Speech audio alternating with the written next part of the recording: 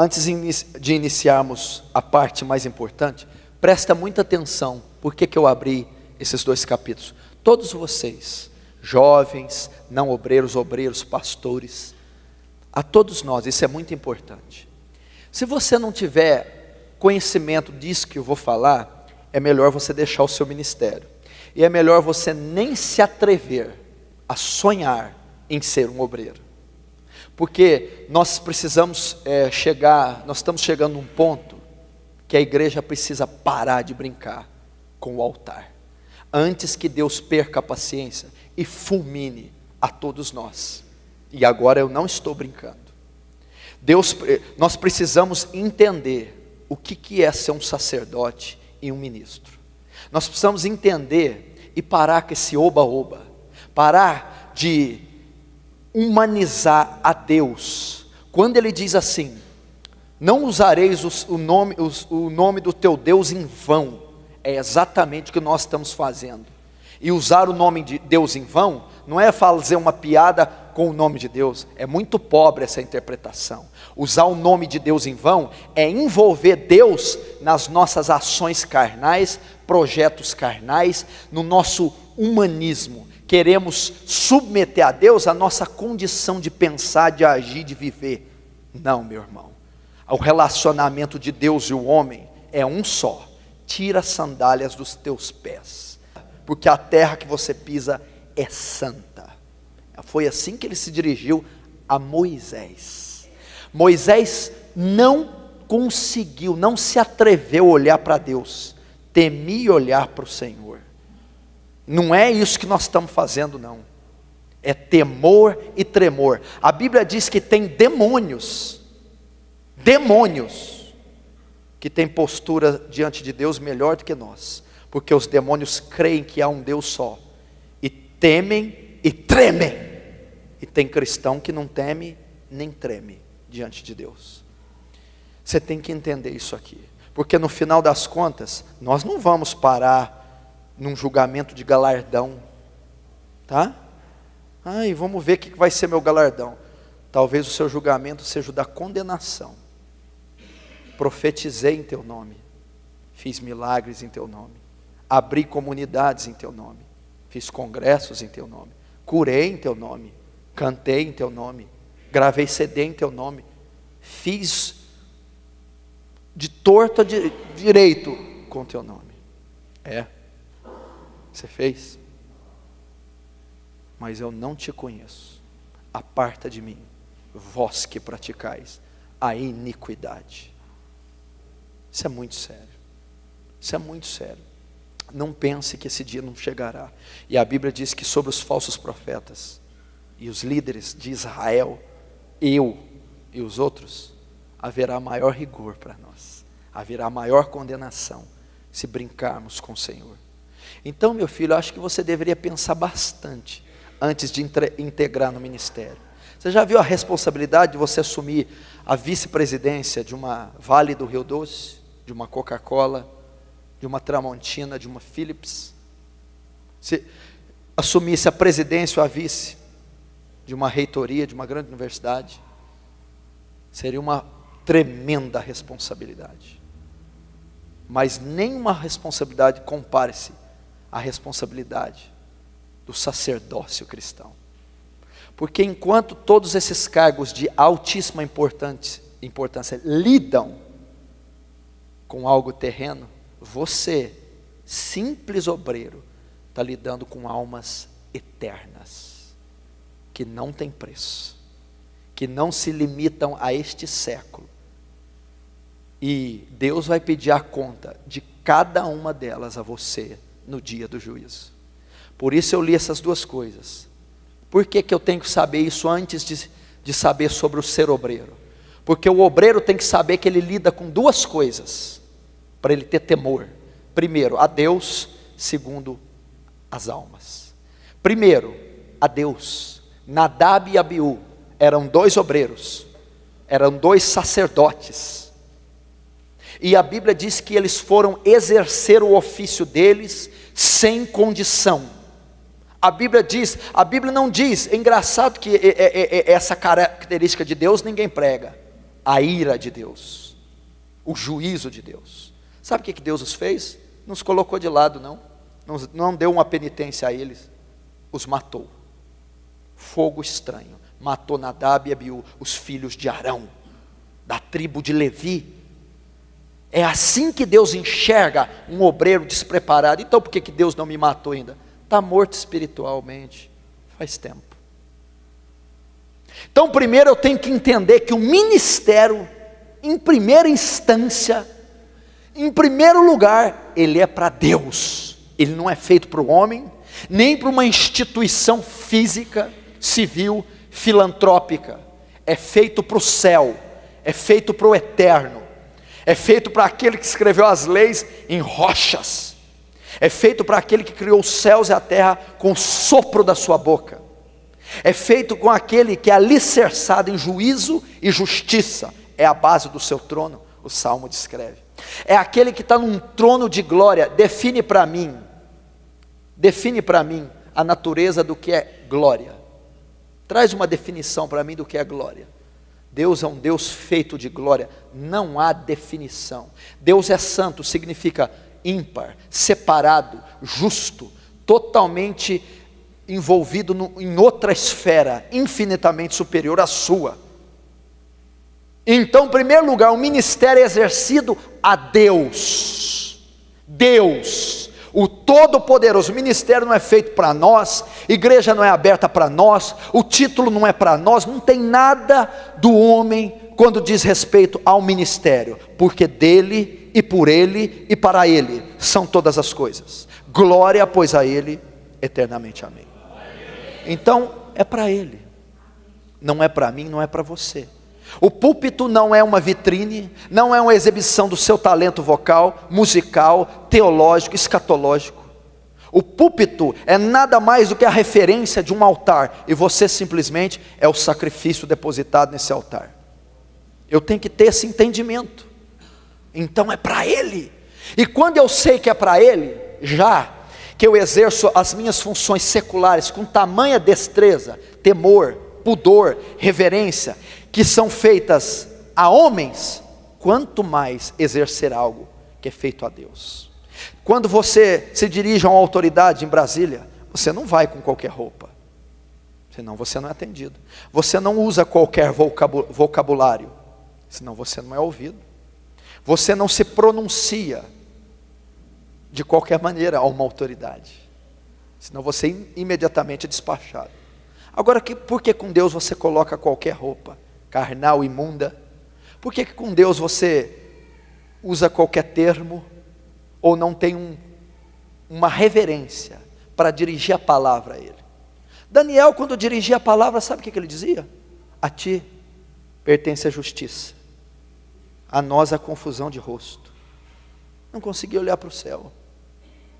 Agora você, obreiro, pastor, diácono, ou aquele que quer exercer o cargo, se não tem essa visão de Deus, não o sirva, não o sirva.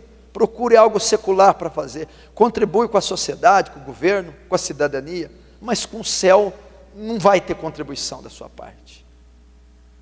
Moisés chegou lá escolhido, um homem que Deus tratava face a face. Você não está entendendo. Tira a sandália, você é uma criatura pecaminosa. Por mais que eu abunde em graça e misericórdia, você continua sendo o que é. Então essa é a relação. Então esses louvores falam, olha para mim, beija, me abraça. Isso é carnal, isso é antibíblico, antiteológico. Isso não existe. Isso não existe em hipótese alguma, jamais vai existir, e não há como refutar. Deus não olha para ninguém como olha para uma mulher. Olha para mim, me beija. Isso não existe. Me abraça, quero sentir seu cheiro, colocar seus sapatos. Que conversa é essa? Que conversa é essa? Moisés não colocou os sapatos dele, não beijou ele. Que conversa é essa? Então essa é a visão de um Deus terrível. Por que eu vou dizer do terrível? Porque o de graça e misericórdia você está cansado de ouvir. Deus é amor em 1 João. Só que em Salmo 7, você já leu que Deus é um Deus que se ira todos os dias? Você já leu no Salmo 7 que ele já desembanhou sua espada, e se o ímpio não se converter, ele vai matá-lo? Você já ouviu dizer que quem manda para o inferno não é Satanás? Não temeis quem mata o corpo. Antes vou dizer a quem devais temer, temei antes aquele que tem poder de fazer a alma perecer no inferno. É Deus que envia o inferno. Você acha que o diabo vai mandar no inferno? Você acha que o diabo tem alguma coisa? O inferno foi criado para ele, para o suplício e a ira ser lançada sobre ele. Então o diabo está no mesmo âmbito dos sofredores. Sabe por que o inferno é terrível? Porque a ira do Cordeiro será despejada nele. Apocalipse 14 diz que o inferno é terrível porque o Cordeiro estará lá. Já parou para pensar? É a ira de Deus que vai ser despejada, não é Satanás. Então Deus se ira. Deus ama, odeia o pecado, mas ama o pecador. Deus odeia o pecado e odeia o pecador também, porque Ele mata o pecador. Cuidado com isso. Isso aí é interpretação neopentecostal, contemporânea, triunfalista. Nós devemos entender a mente de Deus. Nós estamos no tempo da graça, Deus não age daquele jeito mais, porque lá em Números, com a murmuração do povo, o que Deus fez? Abriu a terra e engoliu 250 israelitas vivos, Datã, Corá e Abirão, mandou. Deus matou com um anjo só 180 mil dos exércitos da Síria. Deus aterrorizava. O Deus da graça não faz isso. Ele não faz não. O Deus da graça, eu vou te dizer que ele é pior do que o da lei. Porque o Deus da lei fala que se você adulterasse, morria a pedrada. Olha que Deus terrível. Agora o Deus da graça diz que se você só olhar, já adulterou. Qual que é pior? O outro para morrer tinha que pegar na cama. Não, o da graça, só olhar. E aí? O da lei diz que se você matasse, teria que morrer, olho por olho, dente por dente. O da graça não, diz que se você aborrecer um irmão, já é homicida. Qual que é pior? Então acho que você não entendeu sobre o Deus da graça e o Deus da lei. Porque se você tem uma barreira com um irmão que está aqui, você é homicida. E sabemos que nem homicida tem parte nele, a vida eterna. Esse é o Deus a qual você vai servir se você se integrar ao ministério. Ou é o Deus que você está servindo? Cuidado. Segundo, se eu dizer ao pecador que ele vai morrer, suas ovelhas, seus liderados, que você cuida a uma congregação, uma rede. Ímpios, pessoas. E tu sabendo disso não adverte, ele morrerá pelo pecado dele, mas o sangue dele, da tua mão requererei. O que eu aprendo aqui, antes de ser um obreiro? Primeiro, temor a um Deus terrível, de amor, sim, de misericórdia, de graça, sim, mas de justiça e juízo. Segundo, eu estou trabalhando, não é com porcos, galinhas, automóveis, televisores, terrenos, condomínios. Eu estou trabalhando com criaturas eternas. Você já parou para pensar que você é um ser eterno?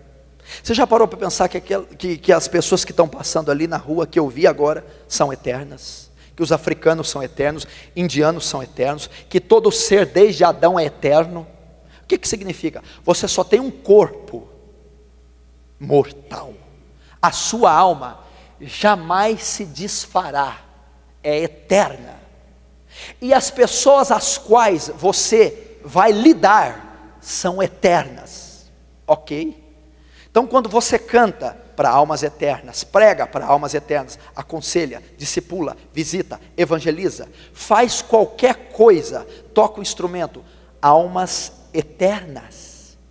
E dependendo do seu descuido com as tais, você não vai perder elas por um acidente de trânsito, por um infarto ou um derrame. Você perderá-las para o inferno. E elas estarão por culpa sua, não por 1 milhão de anos, não por 10 milhões, não por 100 milhões, não por 1 bilhão de anos, nem 1 trilhão, nem 1 zilhão. Elas estarão para toda a eternidade. E o sangue delas cobrarei da sua mão. Então é muito sério o ministério. são almas eternas que nunca se desfarão.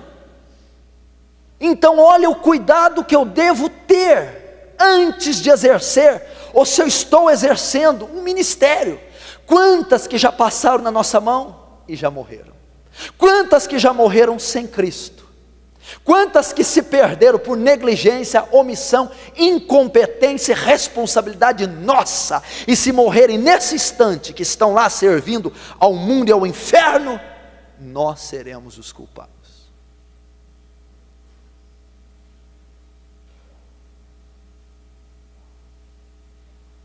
Achando que é brincadeira?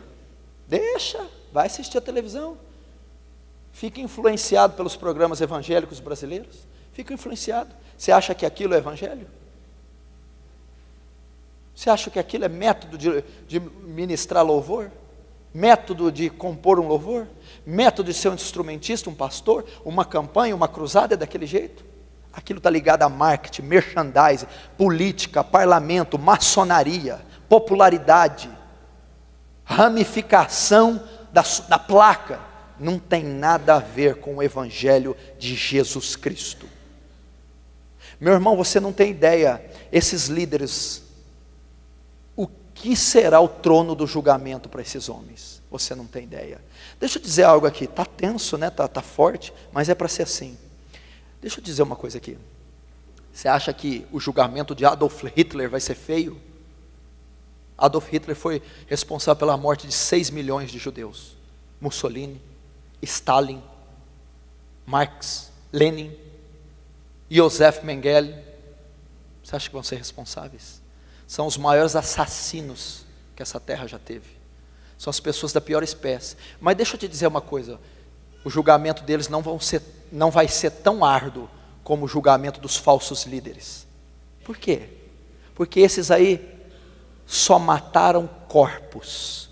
Creio que Hitler levou muito judeu para o céu, porque enquanto estavam nos campos de concentração sendo torturados, estavam clamando Yahvé, estavam se arrependendo e clamando por misericórdia. Matou corpos. Agora esses líderes, diz ao pecador que está na profanação e luxúria, que ele deve continuar como está, enganando-o e mandando para o inferno. Então esses falsos líderes, enquanto Hitler matou milhões de corpos, esses aí estão matando milhões de almas. E aí? Ensinando um falso evangelho, uma falsa doutrina, um fogo estranho. Não queira, meu irmão, sonhar como vai ser o dia do julgamento para esses leões de chácara, para esses falsos obreiros e falsos apóstolos, porque eles vão dar conta de cada alma, porque a Bíblia diz assim: ai daquele que fizer um só desses pequeninos se desviar do caminho, seria melhor que amarrasse uma pedra com uma corda no pescoço e lançado no fundo do mar. A palavra do Senhor diz isso. E eu tenho que ter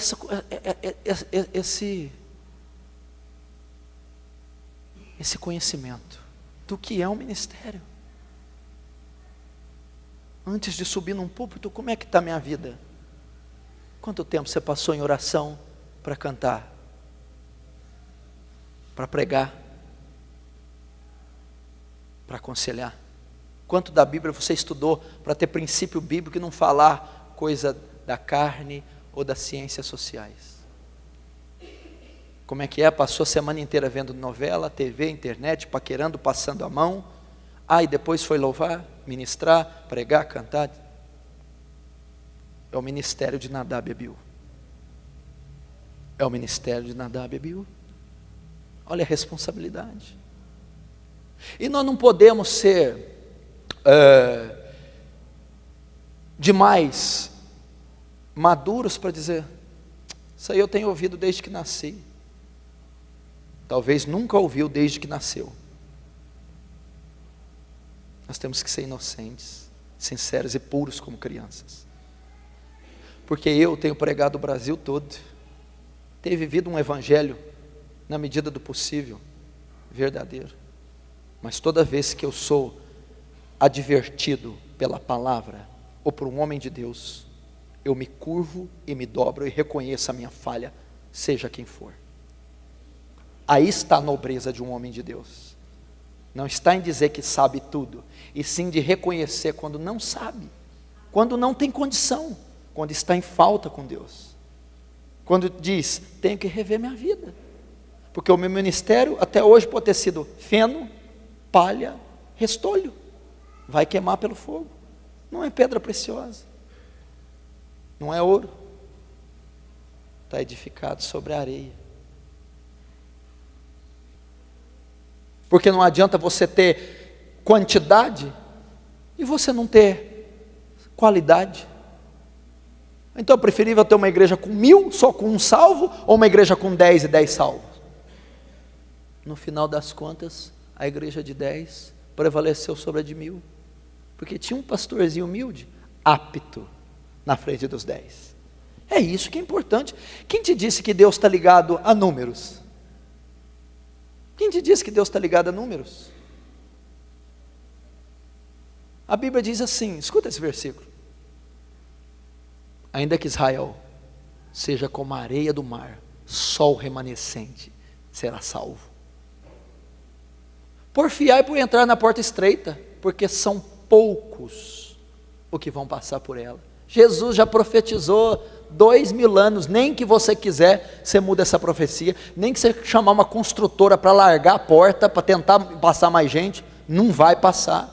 São poucos os que passarão por ela. Ele não está ligado a números. Pare com a numerolatria. Eu preciso crescer, eu preciso. E essa numerolatria tem acabado com a igreja brasileira, porque todo mundo quer crescer, e estão como um rolo compressor passando por cima dos princípios bíblicos e teológicos.